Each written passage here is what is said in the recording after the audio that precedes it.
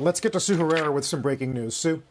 Thank you very much, Carl. Here's what's going on. Governor Cuomo, the New York governor, is holding his daily briefing, and he has just made a big change in the number of people who can go to work. The governor is now saying 100% of non-essential personnel need to stay home. He is not using the word lockdown, but as we look at the steps that he is laying out, that's a live picture of his news conference at this point. Only essential personnel will be allowed to go to work. That is going to have a huge ripple effect on the transit situation and also, of course, on the social distancing. The governor has been very aggressive. As you know, there has been pushback from him to the New York City mayor, Bill de Blasio, who warned of a possible lockdown, and the governor said that's not going to happen. But this is a big step. 100% of non-essential personnel have to stay home. That's the latest, Carl, from New York, and we'll have an update for you on the latest coronavirus numbers in just a short while. And Sue, it does sort of echo what we heard yesterday from California. Yes. Where they're calling it safer at home. All of these government officials are trying to find the best ways they can to frame the policy. But Governor Newsom, Mayor Garcetti for L.A. County, in the mayor's words, yesterday was a moment where everything changed. And it does certainly feel like we're getting that mood out of New York today. I think this is a time when words, Carl, matter very much.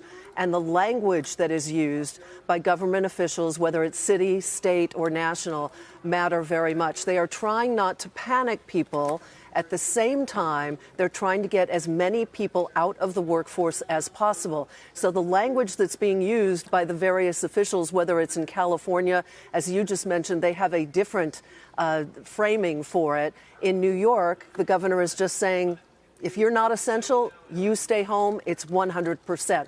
But he avoided giving it any sort of a title. So we're going to monitor the rest of his news conference, and then we expect the mayor of New York City to have a news conference. And we're monitoring basically all of the breaking developments across the country as various state and city officials hold their briefings. And we'll get that for you as soon as we can. Well, Sue, title or no, the S&P just turned negative on that news. And to give viewers, again, a sense of context, New York State and the area around New York City, a very important part of that is a virus hotspot right now. And there's been a lot of concern that social distancing happen in an area like this just as much as in the San Francisco Bay Area and the Seattle area, which have also been areas of high concern. But we were just talking to Robert Herjavec, who is giving a very sobering account of what he's hearing from small business about the impacts here. And this is going to make it just even more difficult for them to make those tough decisions about how to keep operating, it seems.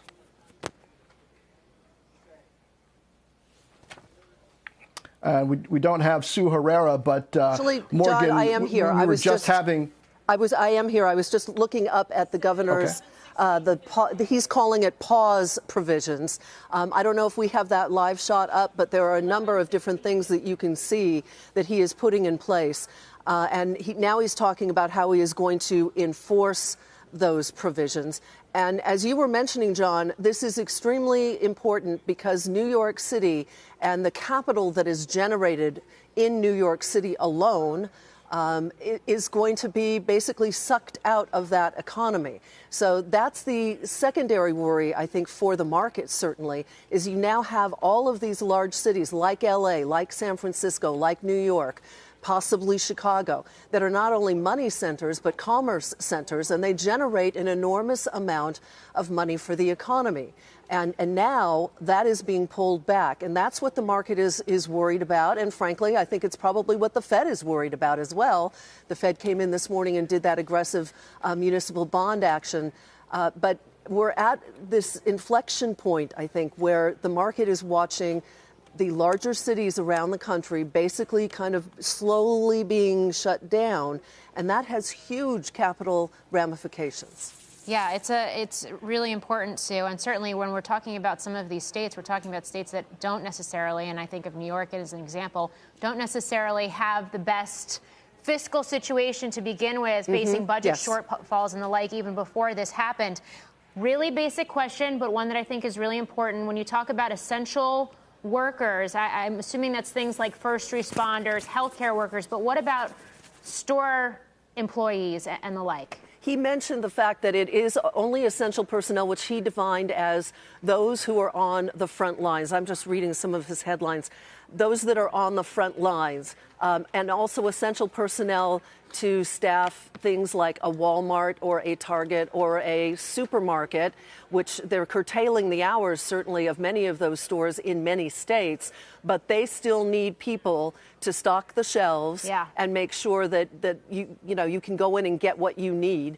But non-essential personnel basically, I think, means people who are not on the front line in terms of healthcare workers, testers, people who are working to kind of navigate the healthcare system, and those who are working in things like grocery stores and big box stores that need to restock the shelves so people can get what they need.